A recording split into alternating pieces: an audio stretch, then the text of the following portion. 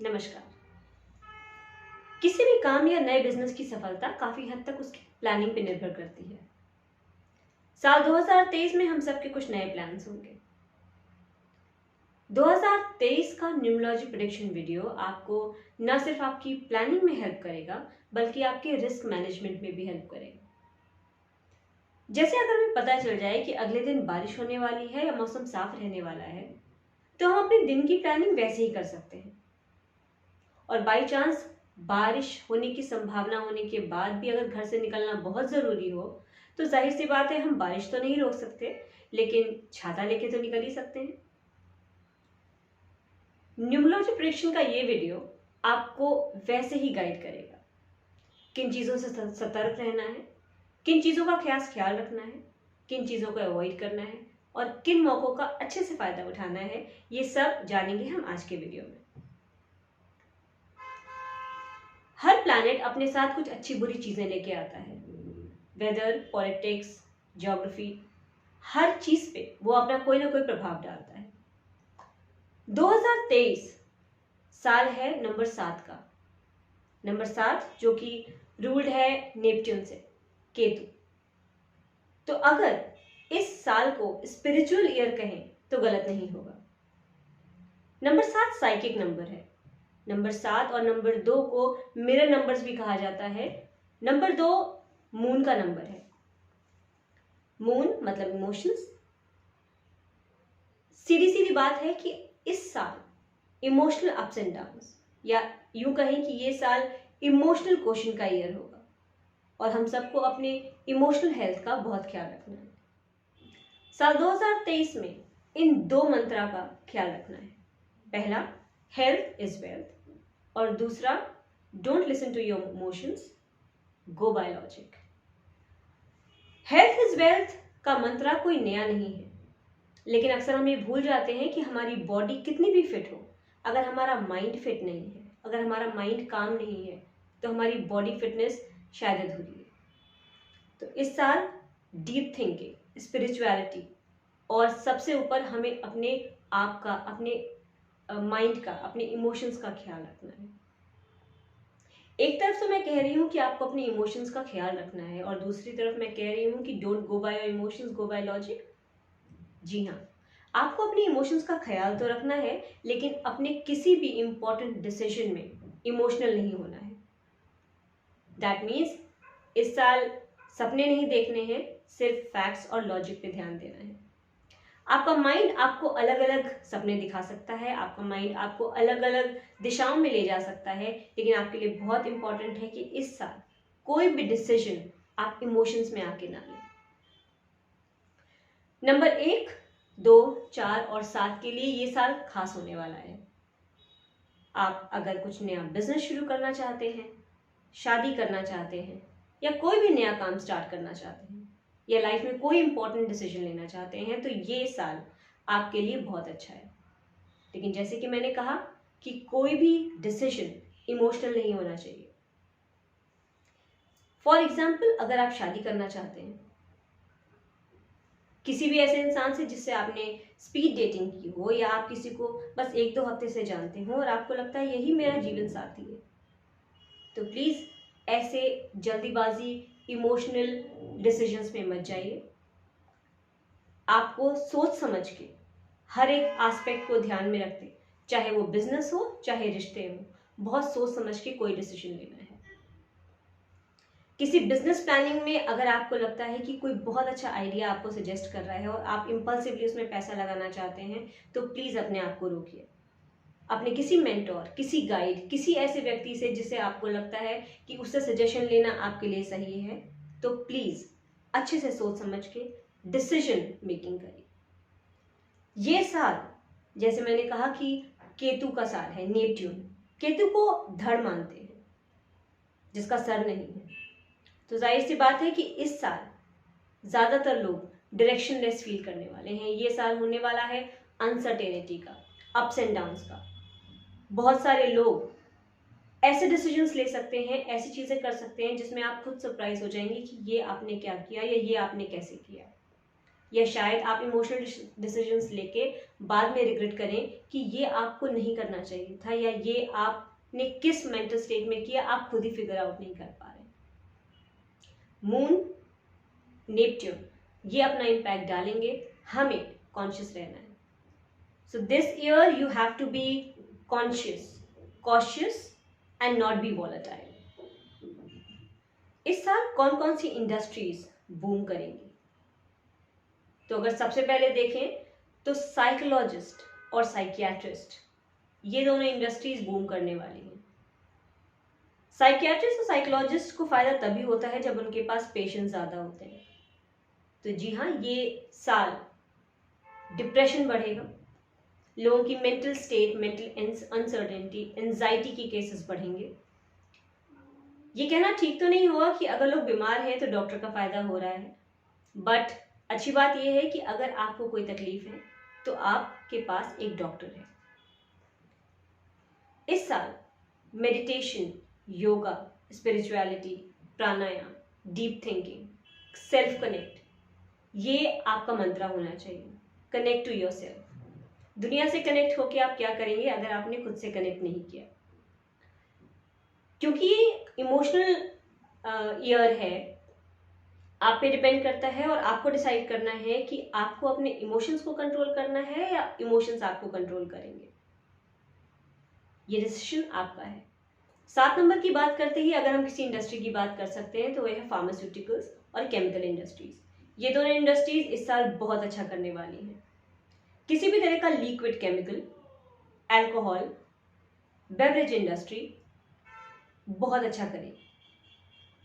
Moon का साल है, नेपट्यून का साल है, तो जाहिर सी बात है किसी भी तरह की लग्जरी या क्रिएटिविटी की जो इंडस्ट्रीज हैं वो बहुत अच्छा करने वाली हैं। सर्विस इंडस्ट्रीज बहुत अच्छा करेंगी। उसके साथ ही किसी भी तरह का स्पा, रिजॉर्ट का इंडस्ट्री या any kind of marine industry जो कि अंडर वाटर स्पोर्ट्स या वाटर इंडस्ट्री से जुड़ी हुई है, वो इस साल बहुत अच्छा करने वाली है। कंसल्टेंट्स और फिटनेस इंडस्ट्री भी बहुत अच्छा करेगी। योगा, मेडिटेशन, स्पिरिचुअल इंडस्ट्री, आध्यात्म, इन चीज़ों का इस साल बोलबाला रहेगा। कोई डाउट नहीं है अगर ज़्यादातर लोग स्पिरिचुअलिटी की तरफ जाएं, आध्यात्म से जुड़े या आध्यात्म को एक नए रूप से देखें। टूरिज्म और ट्रैवल इंडस्ट्री के साथ साथ कंसल्टेंट्स भी बहुत अच्छा करने वाले हैं। पोएट्स, राइटर्स, एक्टर्स, इन सब के लिए भी ये साल बहुत अच्छा है।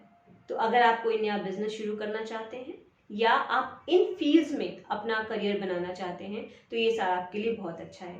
लेकिन जैसा कि मैंने कहा, कोई भी डिसीजन इमोशनल नहीं होना चाहिए। केतु को धड़ कहते हैं, दैट मीन्स जिसका सर नहीं है, और जब आपके पास सर नहीं है तो आप डायरेक्शनलेस फील करते हैं। इसीलिए किसी भी डिसीजन में किसी ऐसे इंसान का गाइडेंस लेना जो आपकी आंख, आपका सर, आपका माइंड बन सकता है, जो आपको बहुत अच्छा सजेशन दे सकता है, जो आपके इमोशंस के बियॉन्ड जाके फैक्ट्स और लॉजिक के बिहाफ पे आपको सजेशन दे सकता है, आपको उसका सजेशन जरूर लेना है।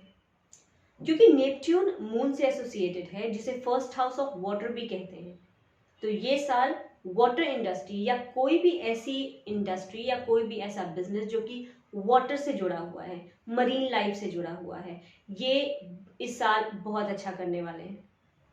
मार्केट की बात करें तो मार्केट इस साल अनप्रेडिक्टेड स्विंग्स दिखाएगी, कभी बढ़ेगी तो बढ़ती जाएगी और कभी उसका डाउनफॉल ही होगा, लेकिन at the end market growth पे ही खत्म होगी। इकोनॉमिक सिचुएशन स्ट्रांग होगी, आईटी सेक्टर्स अच्छा करेंगे, वर्ल्ड इकोनॉमी और वर्ल्ड इंफ्रास्ट्रक्चर बढ़ेगा, लेकिन साथ ही साथ महंगाई भी बढ़ेगी। कहते हैं ना कि जब आपकी सैलरी बढ़ जाए तो आपके खर्चे भी बढ़ जाते हैं। तो इंफ्रास्ट्रक्चर तो बढ़ेगा, इकोनॉमी बढ़ेगी, बट महंगाई भी साथ साथ बढ़ेगी। केमिकल, मेडिसिन और फार्मा, ये इंडस्ट्रीज ग्रो भी करेंगी और महंगी भी होंगी।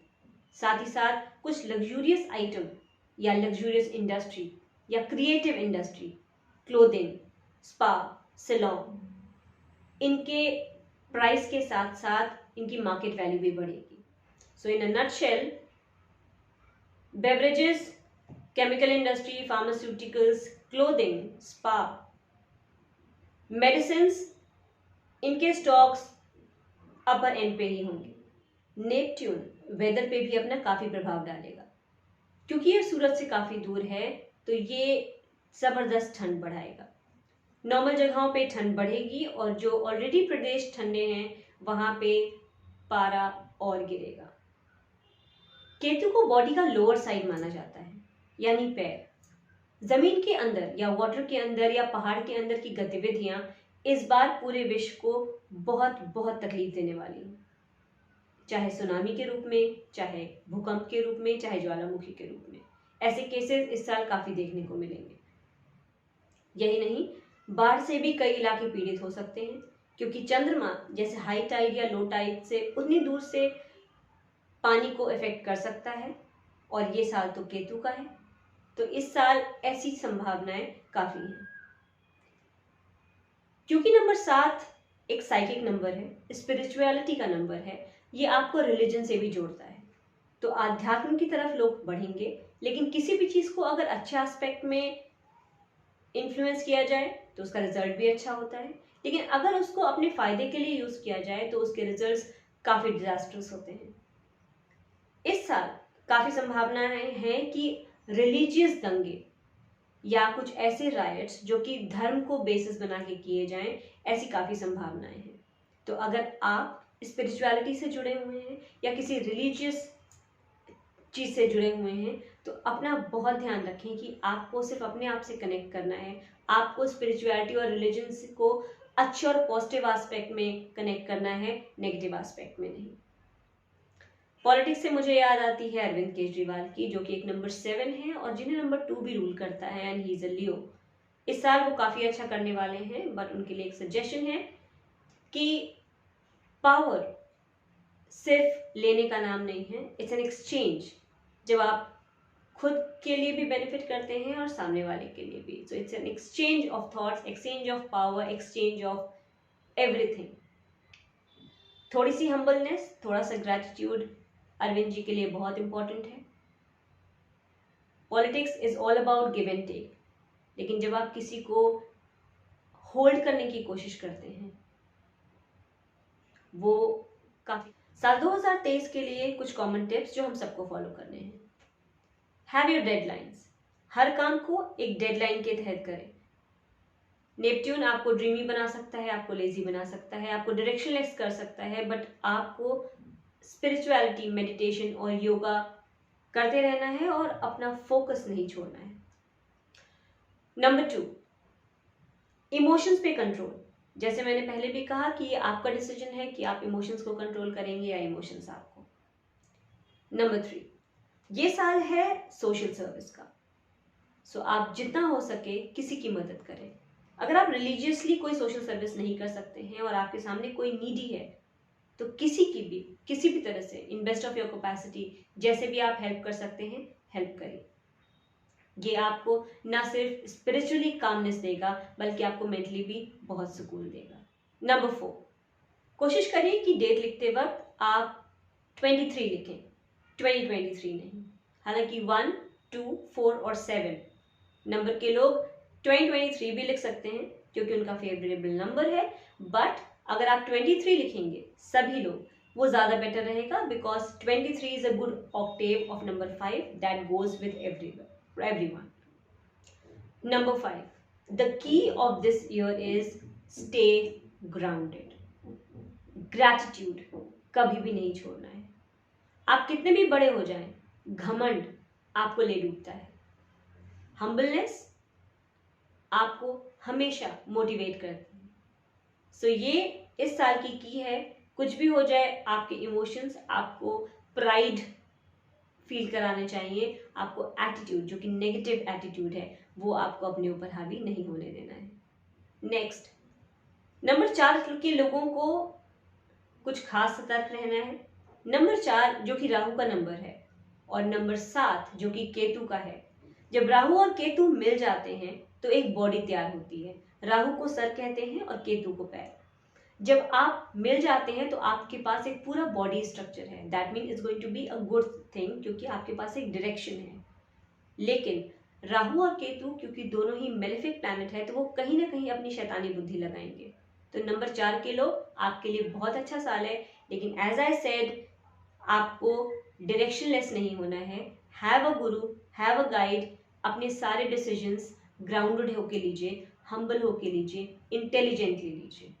और लास्टली, अवॉइड ब्लैक कलर, अपना सिग्नेचर ब्लैक कलर में मत करिए, ब्लैक कलर के कपड़े मत पहनिए।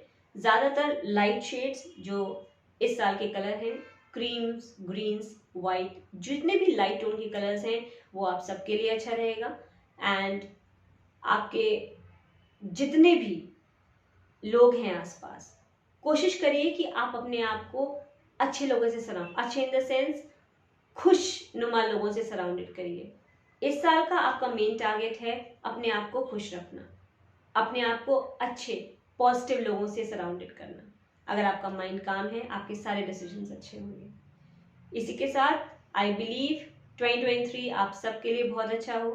Thank you so much and wish you all a very happy new year.